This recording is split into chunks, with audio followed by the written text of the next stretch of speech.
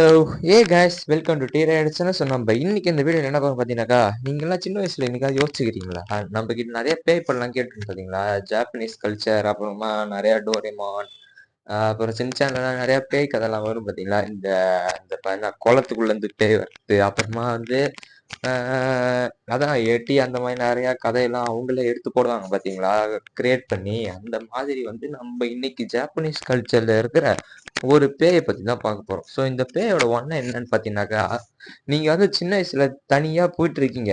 இந்த ஒரு நைட்ல போயிட்டு இருக்கீங்க வச்சுக்கோங்களேன். உங்க முன்னாடி வந்து ஒரு பொண்ணு மாஸ்க் போட்டு வந்து உங்ககிட்ட வந்து நான் அழகா இருக்கேனான்னு கேக்குது. நீங்க என்ன பண்றீங்க? வழிஞ்சுக்கிட்டு ஆமா நீங்க நல்லா இருக்கீங்கன்னு சொல்லிட்டு நம்பர்லாம் கேட்கறதுக்காக போவீங்க. ஆனா அந்த பொண்ணு என்ன பண்ணுனாக்கா மாஸ்க பட்டுன்னு கைட்டு வந்து மாஸ்க் கைட்டும். மாஸ்க் கைட்டின உடனே பார்த்தீங்கன்னாக்கா அது வாய் ரெண்டும் ரெண்டு பக்கமா இழுத்து வச்சு கிழிச்ச மாதிரி இருக்கும் சிசரை வச்சு. அப்படி கிழிச்ச உடனே அப்போ வந்து அப்பயும் உங்ககிட்ட கேட்கணும் அழகா இருக்கேனான்னு. அப்போ உங்களுக்கு ரெண்டு ஆப்ஷன் இருக்கும். நீங்க என்னன்னா சொல்லணும்னா ஃபர்ஸ்ட் ஆப்ஷன் என்னன்னு பார்த்தீங்கன்னாக்கா அழகா இருக்கேன்னு சொன்னீங்க வச்சுக்கோங்களேன். நீ நான் அழகா இருக்கேனா சரி நீ என்ன மாதிரி அப்போ வாயை வச்சுக்கோன்னு சொல்லி கையில இருக்க கத்திக்கோரை வச்சு உங்களுக்கு வாயை கிழிச்சு விட்டுரும்.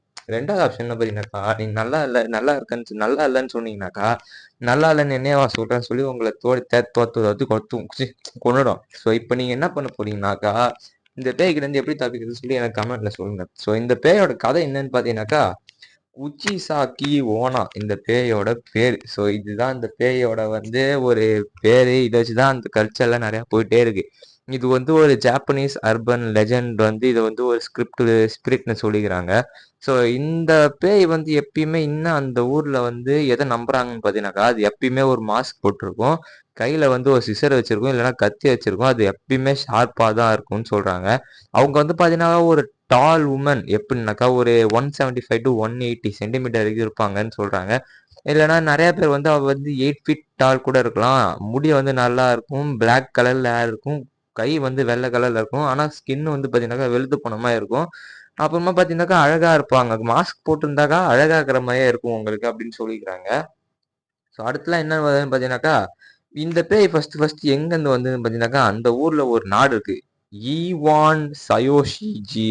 இந்த கதை வந்து யாரால எழுத பத்தி பாத்தீங்கன்னாக்கா அயாமி சுயோசாய். இதை வந்து 1881ல வந்து இந்த கதை எழுதிக்கிறாங்க. ஸோ இந்த பேய் வந்து பாத்தீங்கன்னாக்கா அந்த ஊர்ல லெஜெண்டரியான ஒரு பேய். ஸோ நான் ஏற்கனவே சொன்னேன் பார்த்தீங்களா அந்த மாதிரி தான் உங்ககிட்ட வந்து ரெண்டு கேள்வி கேட்பாங்க, அதை வச்சு சொல்லுவாங்க. ஸோ இந்த பேயோட கதை என்னன்னு பார்த்தீங்கன்னாக்கா இது ஒரு பொண்ணு வந்து இருந்திருக்கிறா.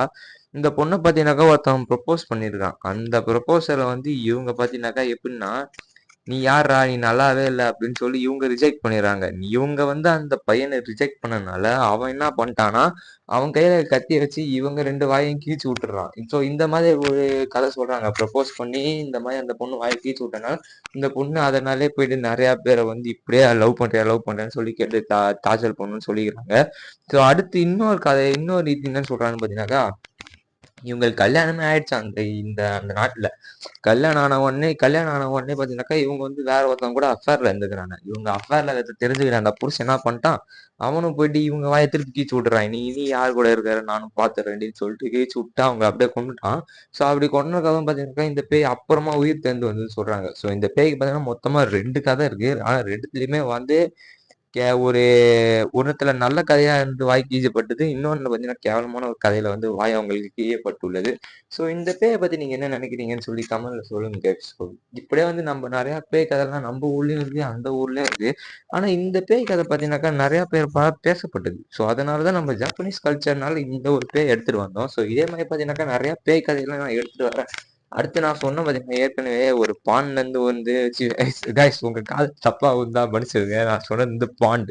அந்த பாண்ட் தண்ணியில இருக்கிறப்போ ஒரு பேய் நைட் ஆனா வந்து அழுதுகிட்டு இருக்கும்னு சொல்லி நம்ம டோரேமான்லாம் பார்ப்போம் பார்த்தீங்கன்னா அந்த மாதிரி பேய் கதைகள் நான் வரேன்.